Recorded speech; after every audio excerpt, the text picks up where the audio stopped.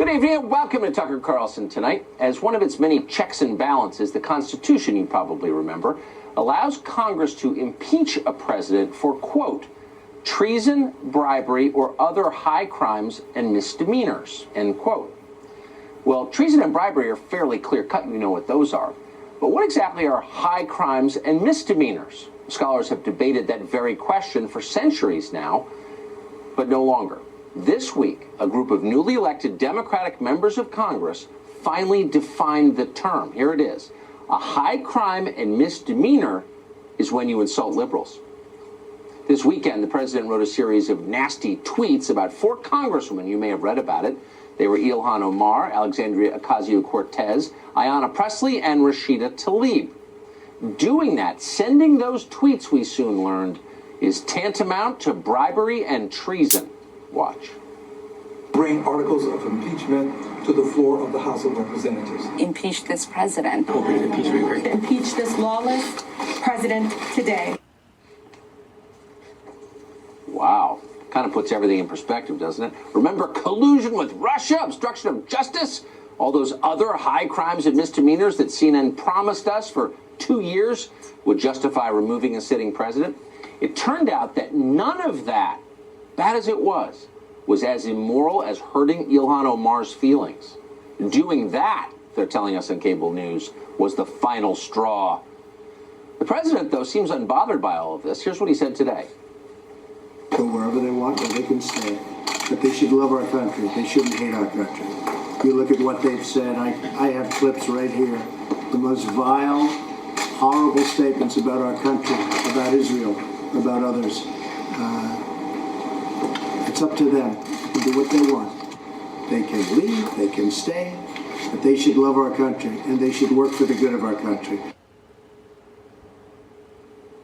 Whatever you think of the president's original tweets, that, what you just heard, is indisputably true. Lawmakers in this country should love this country and the people of this country. If they don't, they shouldn't be lawmakers. It doesn't work. Lawmakers who dislike their country are like parents who despise their children. It doesn't end well, ever. Ilhan Omar, for example, despises the United States. We don't have to guess about it. She says so often. Listen to her, for example, explain that America and Al-Qaeda are morally indistinguishable. When I was in college, I took a terrorism class. Every time the professor said Al-Qaeda, he sort of like his shoulders went up and, Yeah, it's in command. Like, Al-Qaeda, Hezbollah. You don't say America with an intensity. You don't say England with an intensity. You don't say the army with an intensity. Not only does she hate America, she's pompous. Wonder if she learned that here, probably. Alexandria Ocasio-Cortez, meanwhile, doesn't settle for comparing her country to Al-Qaeda. She compares it to Nazi Germany. The United States is running concentration camps on our southern border, and that is exactly what they are. Turns out this isn't harmless rhetoric. Just this past weekend, an armed terrorist, a lunatic, an Antifa guy, attacked a federal facility in Tacoma, Washington. In his manifesto, he was killed, by the way, he used Ocasio-Cortez's concentration camp line.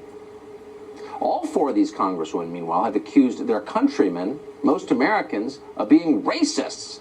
Recently, they suggested that even Nancy Pelosi is a racist. But this is projection, like everything they say. These women, they're the ones who reduce other people to their skin color. Listen, for example, we have many examples. Here's just one. Here's Ayanna Pressley explaining that if you're non-white but think of the wrong thoughts, you don't deserve to talk at all. We don't need any more brown faces that don't want to be a brown voice. We don't need black faces that don't want to be a black voice. What does that even mean? Who knows? Dare to ask? They'll denounce you as racist. Nothing any of these 4 women say can be criticized by definition. We're learning that. That's what we're hearing on cable news 24/7. That's the new rule. Okay, but there's a cost to that. The Democratic Party has decided to defend these lunatics, no matter what. That means the Democratic Party now owns their positions. The American people are racist. Borders are immoral. The United States is no different from Al-Qaeda or Nazi Germany. That's what they're saying. That's the party's new message. Is that a message Democrats can win an election on? We're about to find out. John Kennedy is a Republican senator representing the state of Louisiana, and he joins us tonight. Senator, thanks very much for coming on. So the idea appears to be that if you call enough people racist, you can get elected president. Do you think that works? No. And I think the American people are getting a little tired of it. I hesitate to contribute to this freak show, but I'll offer you my thoughts, Tucker, Yes. for what they're worth. I don't think President Trump is a racist. I don't think his original tweet was racist. I think it was a poor choice of words, which is why he clarified. What he has said now in clarification is that this is not China, this is America. And in America, if you hate our country, you're free to leave. Now, he said that in response to the behavior of the 4 congresswomen that you're talking about, the so-called squad. I'm not sure the president should exchange playground insults with them. You know, when you try to argue with a fool, that proves they're two. But the president decided to do so.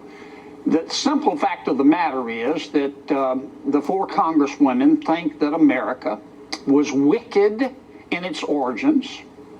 They think that America and its people are even more wicked now, that we are all racist and misogynistic and evil. Now, they're entitled to their opinion. They're Americans, but I'm entitled to my opinion, and I just think they're left-wing cranks, and they're the reason that their direction's on a shampoo bottle. I think we should ignore them. I wonder, though, if we can ignore them. I mean, the Democratic Party has made a decision to embrace and defend these 4 members. And by doing that, it's basically taken ownership of their positions.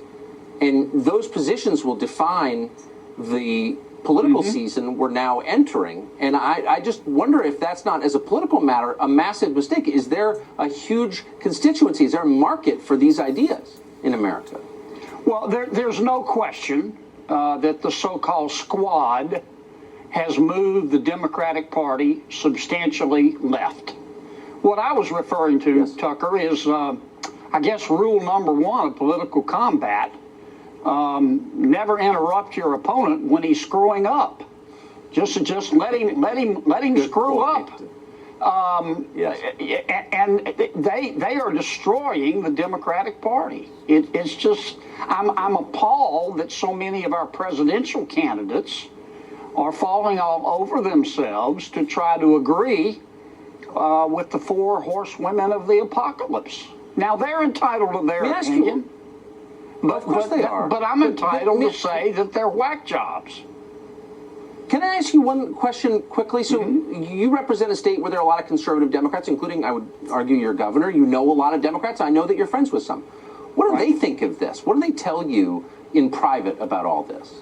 They're embarrassed by it. They don't want to talk about it.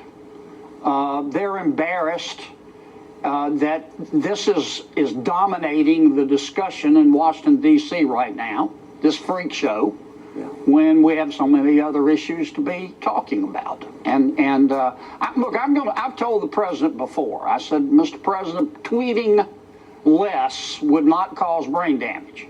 But he has decided this is the way he wants to communicate.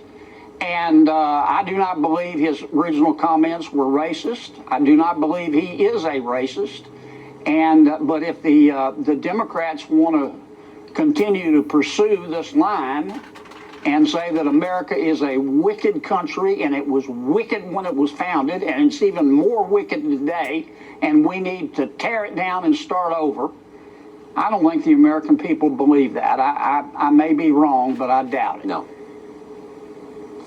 Senator John Kennedy of Louisiana. Great to see you, Senator. Thank you very much. Thank you. Well, Well, in case you needed more evidence that Alexandria Ocasio-Cortez and her friends run the show in the Democratic Party as of tonight, just days ago, Ocasio-Cortez suggested that Nancy Pelosi was a racist. Today, Pelosi appeared on the House floor to say that, in fact, Trump is a racist for attacking Ocasio-Cortez. It quickly sparked a battle on the House floor. Here's part of it. To do anything less would be a shocking rejection of our values and a shameful abdication of our oath of office to protect the American people. I urge a unanimous vote and yield back the balance of my I was just going to give the General Speaker of the House if she would like to rephrase that comment. I have cleared my remarks as a parliamentarian before I read them. The gentlewoman's words are unparliamentary and are ready to be taken down. It was a bizarre moment. For some perspective, Pelosi's remarks, how strange were they? Well, even Congressman Steny Hoyer, probably her closest friend in the House, said they were out of order.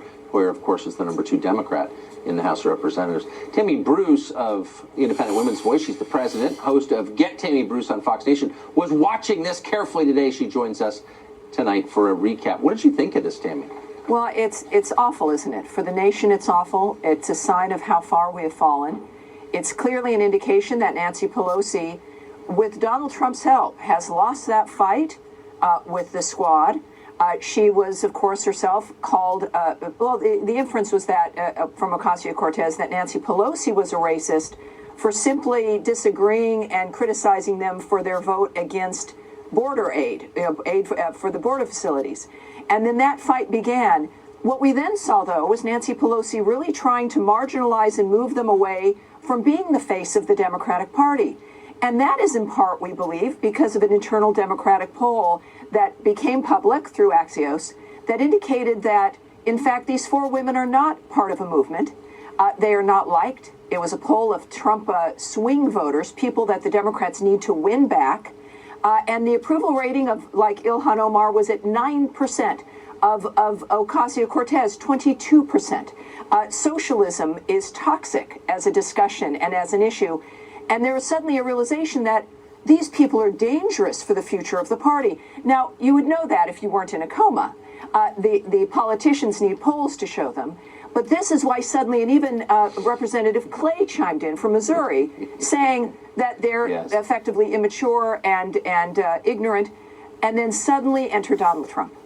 And with his tweets, bringing back this argument of the nature of what is going on in the Democratic Party and forcing the Democrats to once again embrace them.